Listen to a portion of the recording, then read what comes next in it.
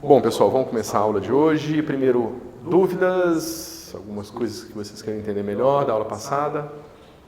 Então, como eu estava falando para vocês antes, eu vou ainda voltar na questão da supernova, porque eu acho que tem algumas coisas instrutivas. Primeiro, como eu falei para vocês, estimadores de quantidades que não são simples momentos da distribuição. Além disso, existem certas variáveis que são totalmente degeneradas. E por mais que no caso da supernova isso seja um extremo, isso mostra para a gente o que pode acontecer em diferentes níveis numa análise estatística, né? Então, isso dá importância para você conseguir identificar e isolar essas degenerescências no seu espaço paramétrico. E, somado a isso, nesse caso especificamente, essa degenerescência pode ser resolvida fazendo uma análise misturada, onde você faz parte da minimização analítica e parte numérica, né? Então, isso que indica, por isso que eu acho que é instrutivo, porque mostra também essa técnica. E, além disso, no caso específico da gaussiana, mostra também que essa marginalização em que você... Não é marginalização, mas essa maneira de tratar um parâmetro desconhecido que você faz, encontrando o mínimo em relação àquele parâmetro e substituindo analiticamente e fazendo o resto numérico, nesse caso específico, coincide com a marginalização, que é aquilo que a gente vai ver na estatística bayesiana, que é a integração sobre uma variável que você não está interessado. Então, você tem uma distribuição de probabilidade de várias variáveis, digamos que uma delas você não está interessado porque ela te dá uma informação ou que é irrelevante, ou que não diz respeito à análise que você está fazendo no momento. Então, você pode integrar aquela variável, certo? E nesse caso, as duas coisas coincidem, mas esse tipo de coisa só acontece para distribuições gaussianas, né? Então, ficar atento às diferenças quando você estiver trabalhando com uma análise bayesiana mais complicada, onde essas coisas diferem, tá certo? Então, vamos começar essa aula olhando com um pouco mais de calma o teorema do limite central, tá? Porque o objetivo dessa aula, na verdade, é um só. A gente quer mostrar que os estimadores de máxima verossimilhança são assintoticamente, quando consistentes, eles são assintoticamente não enviesados e eles são assintoticamente tendem a ter a maior eficiência, ou seja, eles tendem àquele limiar que eu mostrei para vocês, que é o limiar de variância mínima que um estimador pode ter, certo? Mas para isso a gente precisa primeiro identificar o seguinte: a gente definiu uma variável aleatória z, que é simplesmente uma somatória de variáveis aleatórias x, tá? A título de simplicidade, vamos considerar essas variáveis independentemente sorteadas, tá? Se não fosse o caso, eu vou discutir mais para frente o que você precisaria fazer para repensar esse problema e reduzir, digamos, o caso com covariância para o caso anterior, tá certo? Mas vamos, por enquanto, fazer a coisa simples. Então, vai de 1 até n, tá certo? Então, o teorema do limite central mostra pra gente o quê? Se a gente calcula o valor esperado de z, esse cara vai ter somatório de i1 até n. Isso aqui vai dar, digamos, se a gente tiver distribuições diferentes, eu vou ter um mi diferente, né? Se as distribuições forem iguais, isso aqui vai dar n mi. Tá certo? E o teorema do limite central diz que essa variável, quando o n vai para infinito, ela se distribui como uma gaussiana, onde a média é dada por isso aqui, tá? E variância, né? Veja, se eu subtrair esses caras aqui, é fácil ver que a variância vai ser o valor esperado de z menos o valor esperado de z. Tá certo? Isso aqui vai ficar como? Esse cara vai ser esse mi. Eu faço esse somatório aqui.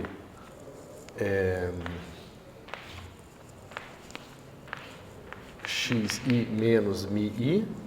Tá certo? O problema é que esse negócio todo é ao quadrado. Tá certo? A questão é que quando a gente fizer o quadrado aqui, a gente vai ter os termos cruzados, que vai ser a covariância. E quando essa covariância é zero, porque esses caras são i e ds, eu posso desconsiderar. Então, esse aqui se reduz a simplesmente a somatória desse cara aqui. Tá certo? Agora, olha que interessante. Se aqui eu defino esse z com 1 sobre n aqui, né? Aqui vai sumir esse cara, e aqui vai ficar 1 sobre n. Tá certo? Mas o importante disso é que agora, quando eu fizer essa conta, aqui vai aparecer 1 sobre n ao quadrado. Né? Vou botar o 1 sobre n fora do parênteses, tá? 1 sobre n ao quadrado. Tá certo?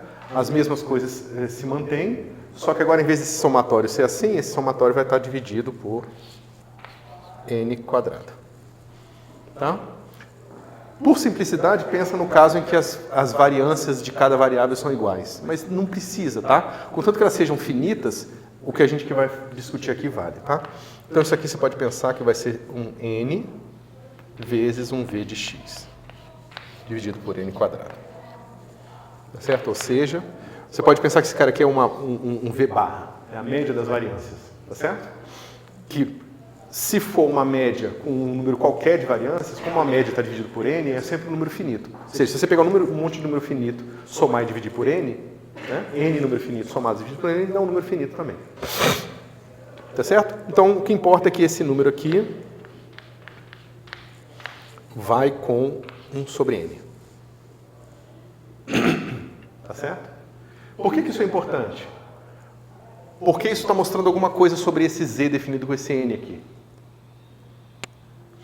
Quando o meu n vai para infinito, o que acontece com a minha variância de z? A minha variância vai para zero. Tá certo? O que isso diz sobre essa variável aleatória? Que ela está convergindo para uma variável aleatória ou ela está convergindo para um número? Se você quiser pensar, está convergindo para uma variável aleatória que vem de uma delta de Dirac. Mas então isso é basicamente dizer que ele está convergindo para um número. Na verdade, a gente usou isso para justificar que esses tipos de estimadores, por exemplo, são consistentes. Tá certo? Então vocês veem que essa construção me dá um tipo de convergência de variáveis aleatórias. Estou pegando várias variáveis aleatórias, que é o z definido para diferentes n's. Tá? Quando o limite de n vai para infinito, a variável que eu estou indo é uma variável que tem probabilidade 1 de ter um certo valor e 0 de ter todos os outros. Tá certo? Mas a gente poderia fazer uma coisa diferente aqui.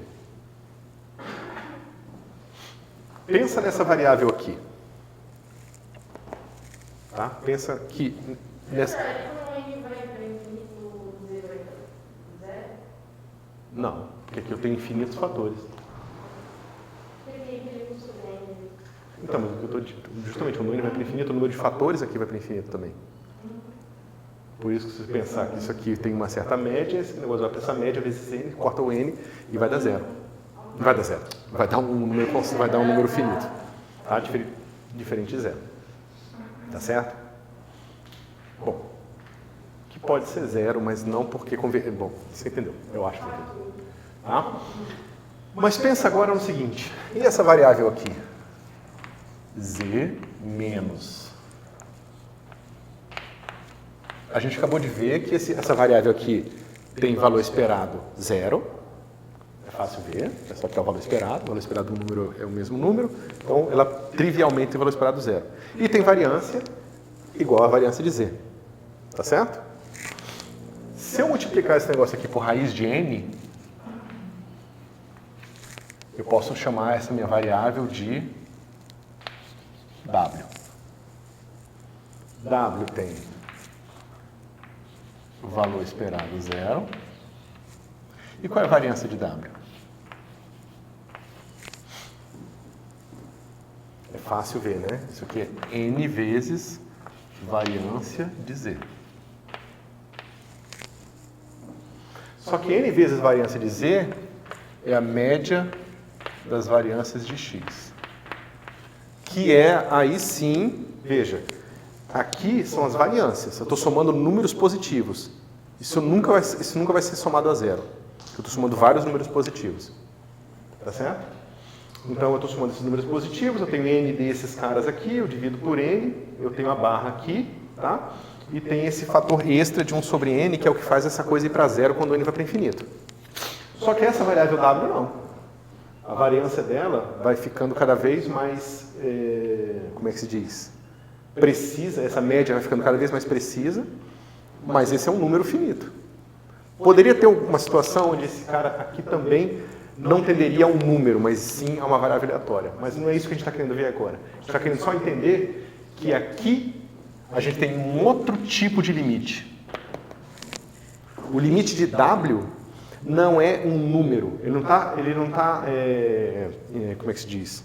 Convergindo para um único número real, ou melhor, para uma distribuição de probabilidade infinitamente concentrada no valor. Ele está convergindo para uma distribuição de probabilidade com uma certa variância. Então a gente chama disso aqui, essa variável aqui, a gente diz que ela converge em probabilidade. E essa variável aqui, a gente diz que ela converge em distribuição. Por quê? Porque aqui agora a gente está tratando de convergência de números aleatórios. Então tudo aquilo que vocês aprenderam de convergência de séries não vale aqui de forma trivial. Tá? Precisa ter essa adaptação. Então a primeira distinção que se faz é essa. Existe uma certa sequência, limite de séries, tá? Que te dá, que converge num sentido, que é o sentido de probabilidade, que é esse aqui, e outra limite que te dá um limite em distribuição. Porque no fim, esse cara vai tender para uma certa distribuição de probabilidade fixa. Tá certo? Ficou clara a distinção entre as duas coisas? Sim, mas qual número esse que converge também? Qual deles? O Z? O Z converge para esse cara aqui, ó. Tá? Ele converge para um número exato. Por isso que esse estimador aqui é consistente. Se você botar um raiz de N aqui, ó, se você multiplicar esse cara aqui por raiz de N, então eu teria um raiz de N aqui, né? Você vê que esse cara aqui, ele não converge mais para um número como você esperaria. Né? Porque agora você tem N fatores aqui, você vai ter um negócio que vai divergir. Não tem limite essa sequência aqui, quando pensada numa sequência em N. Tá? Por isso tem que tomar cuidado. Tá?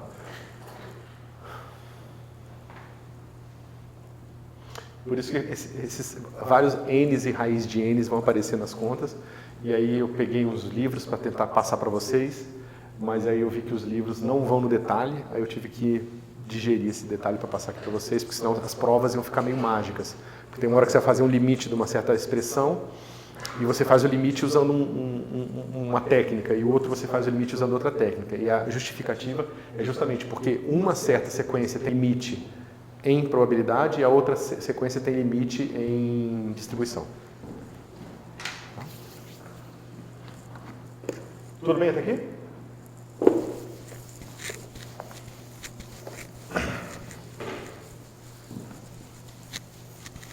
Então vamos começar aqui a prova mais difícil.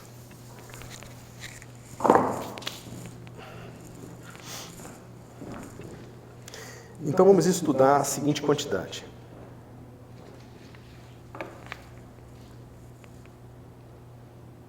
Aqui.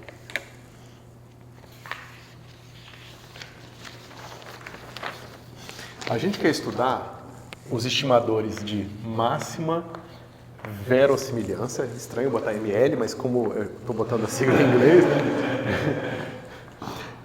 Então, os estimadores de máxima verossimilhança para N indo para infinito. Tá certo? Bom, então a gente tem aqui a seguinte nomenclatura, tá? Θ é um ponto qualquer no espaço paramétrico, tá certo? θ0 é o verdadeiro valor do parâmetro, que quer que seja que isso signifique, tá bom? E você tem o θ chapéu, que é o estimador de máxima verossimilhança, ou seja, θ chapéu é o valor que maximiza L em θ. Tá certo? Eu vou fazer a coisa unidimensional, mas o caso multidimensional é uma extensão simples, tá? Não tem nenhuma ideia nova, é simplesmente pegar a coisa e complicar um pouco a conta. Tá certo? Naturalmente, isso aqui é equivalente a dizer que del L, del θ calculado em θ chapéu é igual a 0. Nesse sentido, dado um conjunto de dados, θ chapéu é um número, é simplesmente o valor onde aquela função tem derivada zero. Tá certo? A gente espera que seja aqui o máximo. É esse ponto aqui. Tá? Como uma definição de uma função implícita, essa expressão te define um θ chapéu dos dados. Tá? Você pode pensar para cada conjunto de dados diferentes, eu tenho uma função θ chapéu diferente, tá?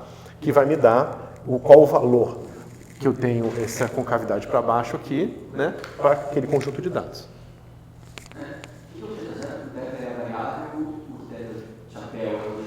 Isso. Então pensa o seguinte, vamos dizer que nossa hipótese da nossa a construção da nossa verossimilhança é perfeita. Ou seja, ela perfeitamente descreve a variância contida nos dados. Tá? Os dados foram gerados pela natureza, mas a gente já fez uma parte difícil e importante que é adivinhar a distribuição certa deles. A outra parte é descobrir qual é o parâmetro certo das suas distribuições. Então, digamos que eu tenho certeza absoluta que esse cara vem de uma distribuição gaussiana, porque a natureza, eu provei que gerou aquilo ali com uma distribuição gaussiana. Tá certo? Só que eu não sei variância e não sei média. Tá certo? Mas a natureza sabe. Ela usou uma certa variância, uma certa média fixa, verdadeira, para gerar aqueles dados. Senão, minha hipótese da distribuição estaria errada. Tá certo? Então, esse é o valor verdadeiro, o qual eu não acesso e não conheço. Tá certo? E esse é um valor qualquer. Tá bom?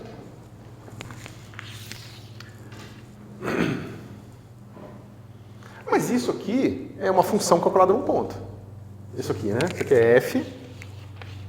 Isso aqui é uma coisa de f calculado em θ igual a 0.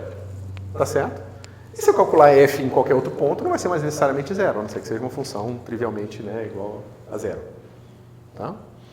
Então eu posso fazer o seguinte. Eu posso pegar essa função que é igual a 0 e escrever assim. Função igual a 0 é igual a função de θ chapéu menos θ0, bota um parênteses aqui, mais θ0. Tá? Fiz nada, somei 0 no argumento. Bom? Mas eu vou supor que meu estimador de máxima verossimilhança é consistente. Se ele for consistente, o que isso significa? Significa que quando o meu n for grande, esse número se aproxima desse. Tá certo? Isso, θ0. Tá certo? Se isso é verdade, esse cara aqui é um número pequeno. Né? Em módulo disso aqui é muito menor que 1. Quanto maior meu n, menor ainda esse cara. Tá certo? Ou seja, eu posso pegar esse cara aqui e expandir em Taylor. Maclaurin, se vocês preferirem, aqui. Tá bom? Então isso aqui vai ser f de θ0 mais f' de θ0, θ menos θ0. Θ chapéu menos θ0 mais termos de ordem 2 em diante.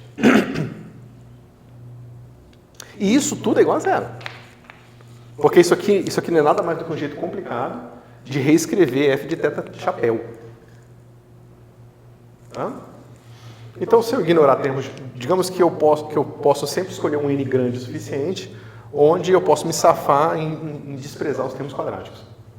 Então, eu sei que f de θ chapéu, θ0 mais f' de θ0, θ chapéu menos θ0 é igual a 0. Tá certo? Isso aqui faz vocês, pelo menos, pode fazer vocês pensarem um pouco no papel dessa função aqui. Ó. F nada mais é do que a derivada aqui de L dθ. Tá certo? Essa expressão aqui, pessoal, é essa aqui. Ó. Tá? F de θ é dl dθ, calculado num θ arbitrário. Tá certo? Então você vê o seguinte, o verdadeiro parâmetro não maximiza a verossimilhança. Bom, é claro que se você fizer o limite do n maior ainda e você puder desprezar também esse termo, aí sim, mas é porque os dois são iguais. Mas para qualquer conjunto finito de dados, o verdadeiro parâmetro não é necessariamente o θ-chapéu. Tá certo? Por quê? Porque existem flutuações nos dados. O parâmetro que maximiza a probabilidade não é necessariamente o verdadeiro. Tá certo? Talvez o verdadeiro seja o que não maximiza tanto, justamente porque a distribuição de probabilidade flutua ali de um lado para o outro, né? Os seus dados. Tá claro? Eu não vejo isso dessa forma. O quê? Eu não estou vendo de onde você tirou esse resultado dessa forma. Porque eu não estou encontrando que isso é igual a zero. Eu estou encontrando que isso mais isso é igual a zero. Na verdade, o que eu sei é que f de θ-chapéu é igual a zero. Tá?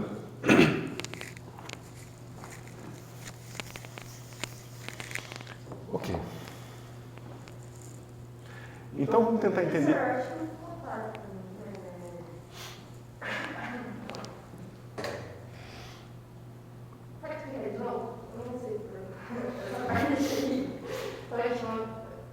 A última coisa que você explicou sobre você Tá, então aqui o que o princípio da máxima verossimilhança diz?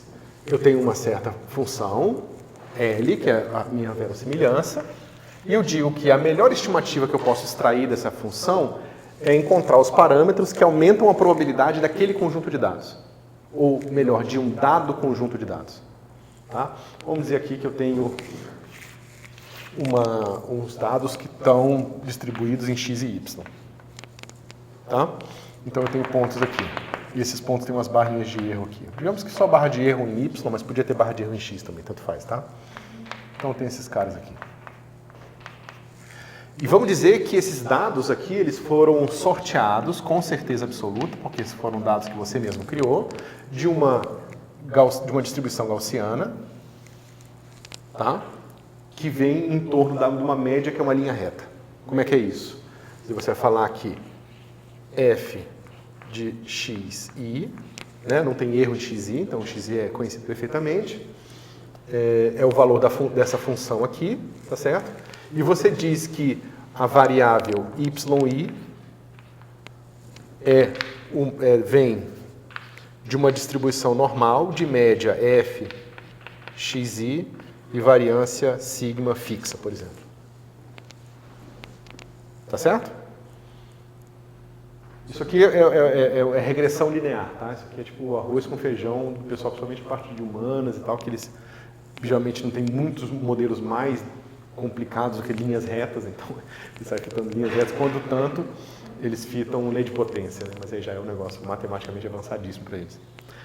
Mas, então, você está fitando um conjunto de dados desse tipo, você está fazendo essa hipótese, então ele tem essa distribuição aqui, tá? Veja, pode ser que aconteça que o ângulo certo aqui seja θ. A θ é péssimo porque é o nome do parâmetro. Vamos chamar de φ redondinho. Tá? O ângulo aqui é φ redondinho e ela corte exatamente em zero aqui o eixo, né? Na hora que x for igual a zero, ela está exatamente em zero em y. Certo? Ela podia estar aqui, podia estar aqui, tá certo? Só que você sorteou um ponto. Pensa no caso extremo, que você sorteou dois pontos só. Tá certo? Então você sorteou um ponto aqui e um ponto aqui. Por azar. A hora que você fitar essa reta, vai estar aqui, ó. A reta que melhor aproxima esses dois pontos vai ser uma reta que vai passar aqui, no centro desse, né? A máxima velocidade... Aqui vai estar ruim, mas vou te dizer que eu sorteei esse e esse, tá? Então a minha reta vai estar aqui. Porque se ela passar exatamente no centro, como é uma linha reta, eu sempre consigo fazer ela passar em dois pontos que eu quiser. Tá certo? Como eu só tenho dois pontos de dados, eu consigo passar exatamente no centro. Ou seja, eu consigo dizer que eu posso ajustar essa f de x para ser exatamente igual ao y nesses dois pontos. Então, a minha verossimilhança aqui vai ser maximizada o máximo dela, né? Como é uma distribuição gaussiana, vai ser o Q quadrado vai ser exatamente zero. Vocês acompanharam isso que eu falei? Tá certo? Então, mas a minha reta correta tá certa, essa aqui, ó, que foi. O cara falou Ou... fala. Acho que eu me um pouco nisso, né? Deixa eu fazer do começo isso aqui. Isso é o FX. Certo? Sorteando. Digamos que eu tenho um conjunto de dados, tá? O conjunto de dados é dado por isso aqui. YI, XI. XI são conhecidos perfeitamente. Por alguma razão são dados, tá? Por exemplo, na casa supernova, é a medida do redshift que a gente espectroscopicamente tem barra de erro tão pequena que a gente não precisa considerar. Então a gente sabe, certo? Então você sabe que é esse cara aqui. Ponto final. Beleza? Agora você mediu esse cara aqui com uma certa barra de erro. Digamos por simplicidade que toda vez que a gente mediu esse cara aqui, a gente mediu com a mesma barra de erro, com o mesmo erro. Porque o nosso instrumento tem o mesmo erro, não tem outras fontes de erro ali no nosso problema. Certo? Então a gente mediu esses caras aqui. Se a gente plotar esse cara aqui, vai ser o quê? Redshift Z1, Redshift Z2, Redshift Z3 e assim por diante. Tá certo? Para cada redshift desse, a gente mediu aqui um ponto com uma barra de erro. Um ponto com uma barra de erro, um ponto com uma barra de erro, um ponto com uma barra de erro. Tá certo? Aí você fez ali o seu cálculo de cosmologia, de métrica de Friedman, o escambau, e você descobriu que Y de x teórico é uma linha reta. A mais BX. Tá certo? Não é tão simples assim, normalmente as coisas são mais complicadas, mas geralmente começam assim. Você descobriu, ou você falou, poxa, a coisa mais fácil que eu posso fazer é fitar uma linha reta, então vamos supor que meu modelo teórico é esse aqui. Aí você monta a sua verossimilhança. Vamos lá, nossa verossimilhança vai ser L, vai ser produtório. Eu não vou botar a normalização da gaussiana, porque eu estou supondo que os erros são dados e conhecidos, tá? Então a única coisa que me interessa é isso aqui, ó. Então, sob a minha hipótese de modelo, eu tenho YI medido menos a previsão teórica, que é essa aqui. Ao quadrado sobre 2 sigma ao quadrado. Tá certo? Mais a normalização que não interessa aqui. Isso aqui é a verossimilhança dos meus dados. Verossimilhança é sempre daquilo que flutua. Geralmente o que flutua é o erro. Mas em algumas situações não, tá?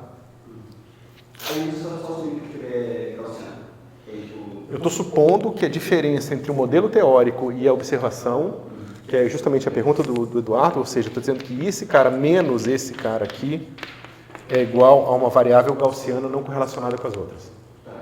Ou seja, o meu instrumento tem um erro nele que não tem nada a ver com o instrumento que vai ter quando eu medir ele, usar ele amanhã, entendeu? Que não correlaciona. E que é gaussiano. Entendeu? Então, esses caras aqui são IIDs, são IIDs nesse sentido. Né? Quando dada a média correta. Se a média estiver errada, tudo vai dar errado. Tá? Ficou melhor? Então, veja. Aí a gente fez essa hipótese aqui. Tá certo? E digamos que a gente tem os valores certos aqui. Vamos dizer que o A0 seja 0 e o B0 seja 1. Tá certo? Só que veja, digamos que a nossa barra de erro seja 1 também, por simplicidade, seja 1. Se esse cara aqui está certo, vamos dizer que nosso Z1 também é igual a 1. Significa que nesse ponto eu vou ter uma distribuição normal, com esse cara igual a 1, B igual a 1, então de média 1 e variância 1. Significa que eu posso encontrar esse cara aqui em 1, mas até 3 sigmas, ou seja, uma vez em 100, eu posso encontrar esse cara aqui em 3, por exemplo. Né? Esse cara aqui, na verdade, ele pode estar aqui. Não é tão improvável que isso aconteça. Uma vez a cada 100 vezes que eu repetir essa brincadeira, eu vou encontrar esse cara aqui. Podia ser menos, podia ser só 2 sigmas, tá? E o segundo cara que eu vou encontrar, digamos que aqui seja em 2, né? A média... Vou fazer... Deixa eu ver, 2. Vou botar 1,5, tá? Então, digamos que o Z2 é 1,5. Então, a mesma coisa, 1,5 vezes 1 dá 1,5, então a média é 1,5. Eu posso andar alguns sigmas para cima e para baixo. 1,5 menos 2 tá 2 sigmas, né? Então, esse cara aqui ficaria aqui, ó, menos meio, com barra de erro 1. Tá certo? O meu estimador de máxima verossimilhança, ele vai dizer o seguinte: eu quero minimizar esse número, eu quero esse cara aqui, eu posso pegar menos 2 vezes o logaritmo natural da verossimilhança, e esse cara aqui vai ser proporcional ao somatório de yi menos y de zi ao quadrado sobre sigma quadrado. Só que sigma é sempre igual, não interessa. Eu estou somando dois números quadrados, são sempre positivos. Então eu vou minimizá-los na medida que eu conseguir minimizar individualmente os dois. Individualmente, cada um. Ótimo isso. Tá?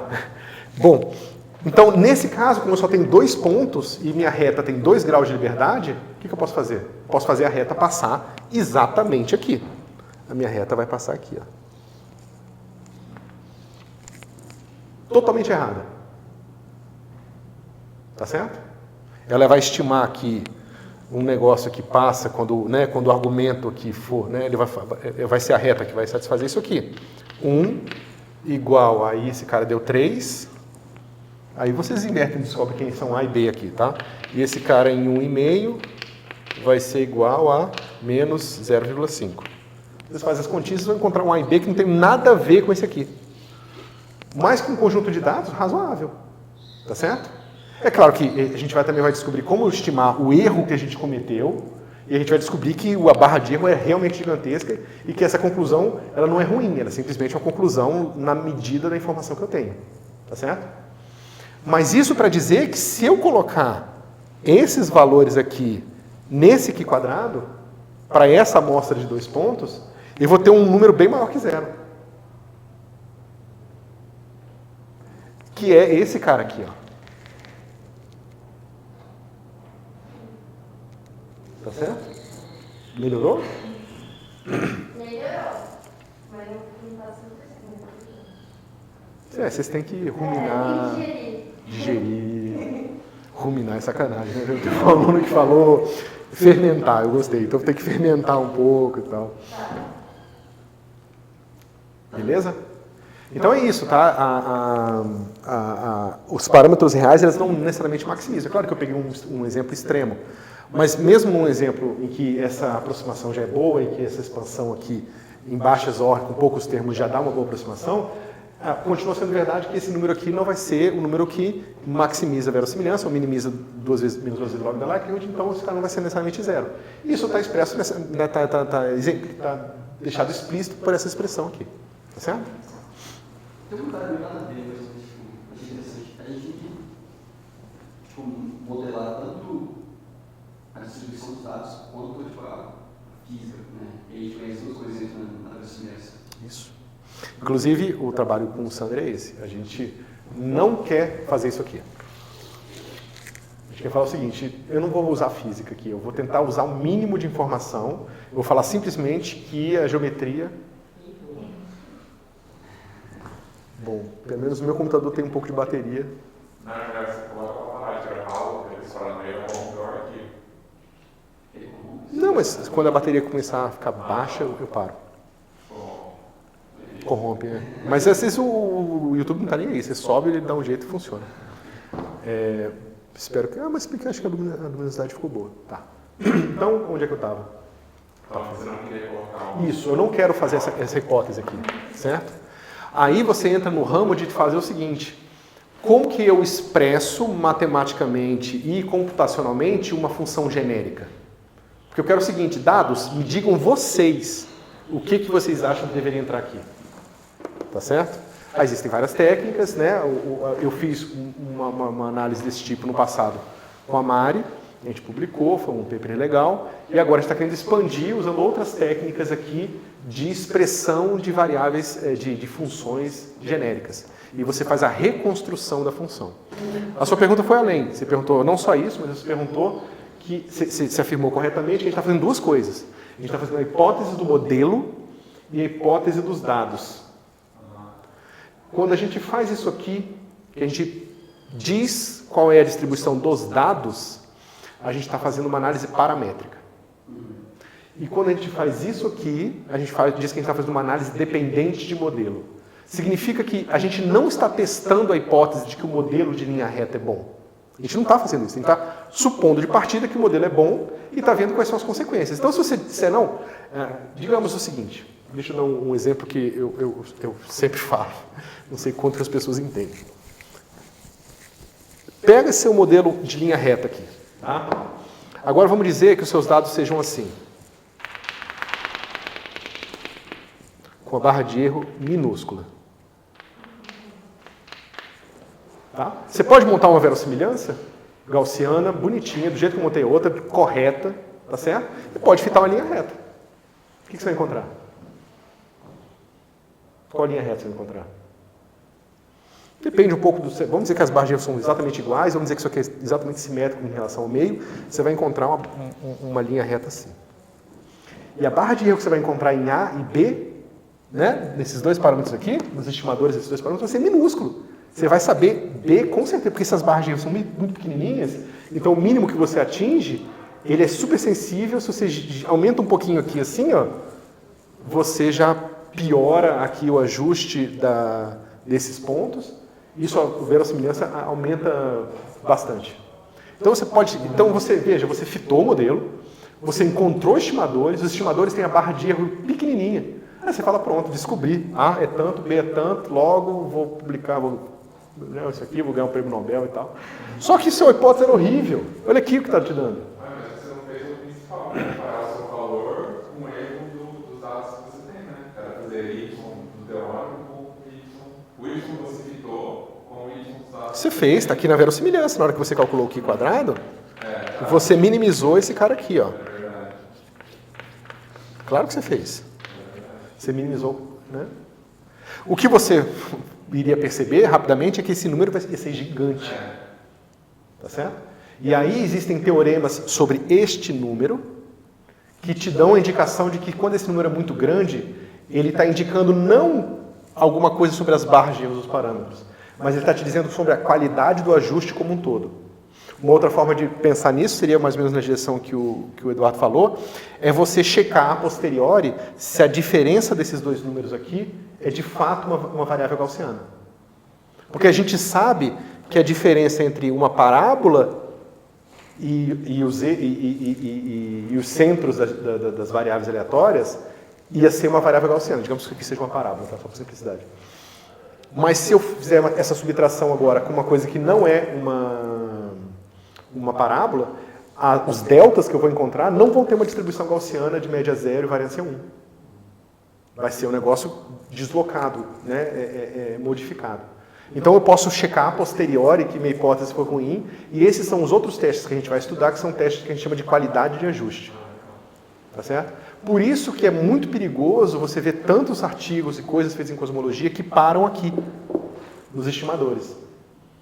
Por quê? Porque geralmente fazer o teste de qualidade de ajuste é muito difícil. É muito difícil você estudar o quão boa era a sua hipótese de partida. Tá certo? Por isso que as pessoas não fazem. Mas cada vez mais tendem a fazer. Né? Mesmo ainda sendo, assim, 10, 15% dos artigos que tentam fazer alguma coisa nessa direção. Professor, como é que eu faço para achar a minha hipótese através dos dados? Eu não teria que dar a hipótese dos dados. É isso aqui. São duas coisas. Você quer perguntar sobre a hipótese da distribuição dos dados ou quer perguntar sobre a hipótese teórica? A teórica, né? Então, pensa o seguinte, pensa uma coisa... Digamos que essas funções aqui sejam definidas num domínio finito, tá? de A a B, de 0 a 1. Por alguma razão, o redshift é sempre assim, você mede redshift de 0 a 2, 3 no máximo. 3 nunca vi nada parecido, mas 2 e pouquinho tem. Beleza.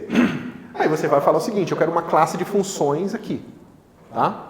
Qual é uma classe de funções? Pensa, sei lá, distribuição de Fourier, série de Fourier. Eu vou pegar uma série de Fourier, então a função genérica é simplesmente uma sequência de infinitos coeficientes de Fourier. Eu fito os infinitos coeficientes e pronto. Eu sei aqui minha reconstrução perfeita. Tá certo? Só que aí a gente tem um problema. Eu quero minimizar esse cara aqui. Se na minha função teórica eu tenho infinitos coeficientes, a gente vai conseguir fazer o que a gente chama de overfitting. Ou seja, digamos num caso menos extremo que esse aqui. Digamos, novamente, quem está naquela situação que a gente tem esse cara aqui, né, esse com uma certa flutuação aqui, outro aqui, né, outro aqui, né, e que, digamos, a curva teórica não pode necessariamente ser uma linha reta, mas é alguma coisa que não é muito oscilatória, é uma coisa que é próxima de uma linha reta aqui. Tá certo? Se eu dou muitos graus de liberdade para essa linha reta aqui, quer dizer, para a linha reta eu não posso ter muitos graus de liberdade, mas se eu dou muitas liberdades para a minha curva, quando eu minimizar esse cara aqui, se eu conseguir fazer isso corretamente, minha curva vai começar a fazer assim, ó. Quem chegou primeiro? De baixo. Ela vai fazer assim, vai vir para cá, vai para cá, vai para cá, vai para cá, para cá, de forma que ela vai minimizar isso aqui, fazendo com que essa função seja exatamente igual ao valor da medida. Só que está errado, porque a medida tem um erro. Então é um ajuste feito ao extremo que a gente está fazendo aqui, que em inglês a gente chama de overfitting, a gente está super ajustando uma coisa, entendeu? Então você não quer fazer nem super ajuste, e nem você quer falar, não, isso na verdade esse cara aqui é uma constante, essa função é constante, eu vou ajustar só um parâmetro aqui e é uma linha reta. Porque aí eu caio naquele problema que eu estava falando de antes. Então, nesse caso aqui, eu estou tendendo a ter um viés, porque eu estou impondo uma forma que não corresponde à forma que os dados foram sorteados, da onde os dados foram sorteados. E na outra situação, eu tenho tantos parâmetros que as barras de erros deles, quando eu botar exatamente infinitos, as barras de erro vão para infinito também. Então, numa situação você tem muita variância e pouco viés, e na outra situação você tem muito viés e pouca variância. Certo? E aí a técnica, né, o importante é você encontrar o meio termo.